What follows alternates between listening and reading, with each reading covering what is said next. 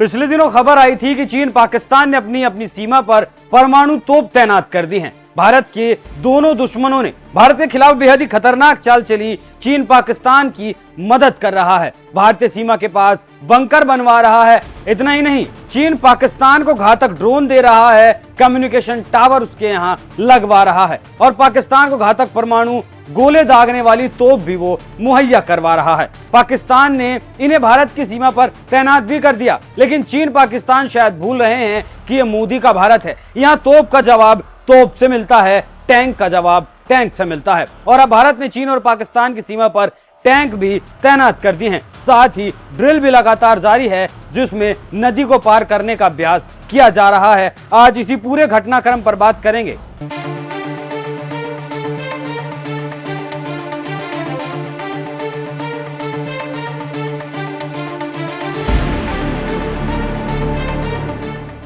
नमस्कार, NMF news देख रहे हैं आप। मैं हूं आपके साथ अभिषेक पुंडी।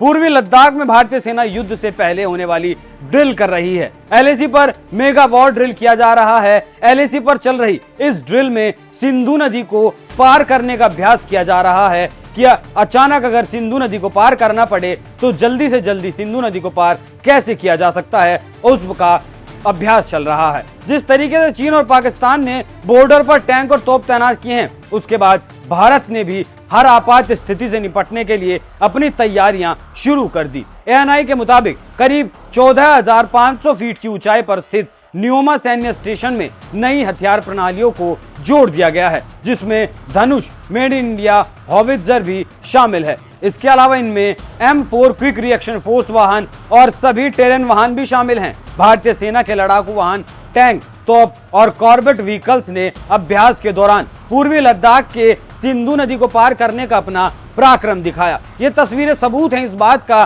कि कैसे भारत की तैयारियां जोरों शोरों पर चल रही हैं। कैप्टन वी मिश्रा ने इस सैन्य अभ्यास को लेकर बताया कि इस मेगा वॉर ड्रिल में धनुष मेड इन इंडिया हॉवित्जर को भी शामिल कर लिया गया है। उन्होंने बताया कि भारतीय सेना के टैंक T-90 भीष्म और BMP लड़ाकू वाहनों ने भी सिंधु नदी को पार करने के लिए हुए इस अभ्यास में भाग लिया था। दरअसल Dhanush made in India howitzer make in India योजना के तहत जबलपुर की गन कैरेज फैक्ट्री में बनाया गया है और ये पिछले साल से यहाँ तैनात है। धनुष मेड इन इंडिया हॉवित्जर की बड़ी खासियत है कि इसमें 6 तरह के गोला बारूद फायर किए जा सकते हैं।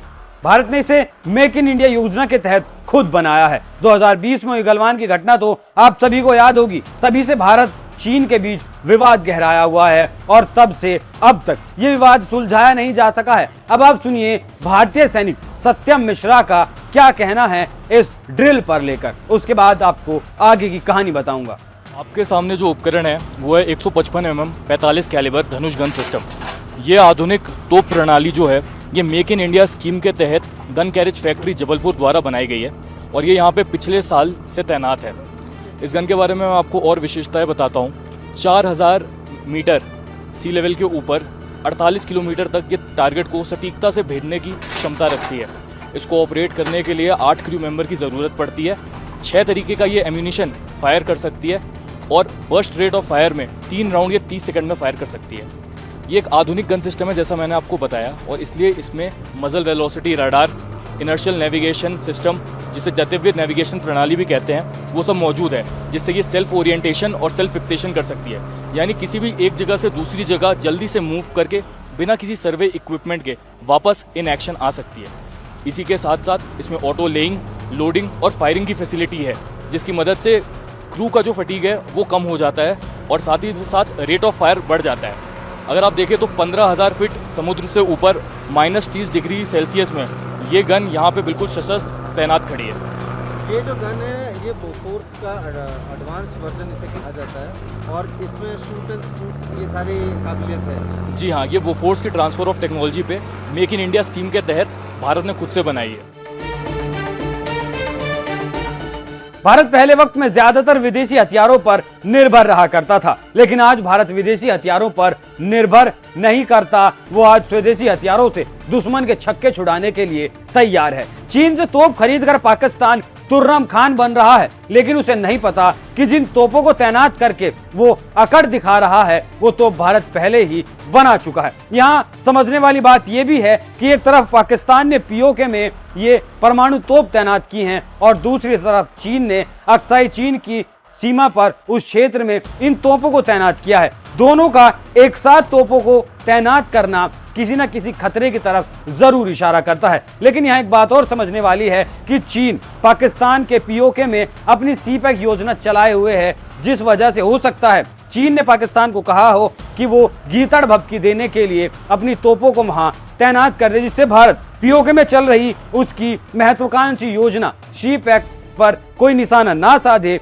उसे लेकर कोई विरोध ना दर्ज करवाए। लेकिन चीन और पाकिस्तान ये भूल गए हैं कि ये नया भारत है, ये मोदी का भारत है। यहाँ वार का पलटवार माकूल दिया जाता है तो भारत के सामने चीन और पाकिस्तानों को अपने हथियारों का प्रदर्शन ना करें ये लोग तो बेहतर रहेगा। और भारत की तैयारी की है ये तस्वीर देख उसे लेनी चाहिए, उससे उसको अंदाजा लग जाएगा कि भारत भी पूरी तरीके से उसके वार का जवाब देने के लिए तैयार बैठा है। और भारत से भिड़ने के बारे में वो नहीं सोचेगा जब इन तस्वीरों को चीन और पाकिस्तान देख लेंगे। आप इस खबर पर क्या राय रखते हैं? अपनी राय हमें कमेंट कर जरूर बताइएगा। नमस्कार। यह व्हीकल M4 भारत का बना हुआ है। इस व्हीकल को भारतीय सेना में 2022 में शामिल किया गया। इस व्हीकल में टोटल 10 जवान के लिए डिजाइन किया गया है। इस व्हीकल में 8 फायरपोर्ट दिए गए हैं, जिसके द्वारा जवान अपनी सुरक्षा रखते हुए कारगर फायर कर सकता है। इस व्हीकल के ऊपर ऑटो वेपन के लिए सुविधा दी गई है। ऑटो वेपन को लगा के हम लॉन्ग रेंज तक फायर कर सकते हैं। इस लद्दाख जैसे एरिया में हम इस व्हीकल को 60 से 70 किलोमीटर की स्पीड में चला सकते हैं।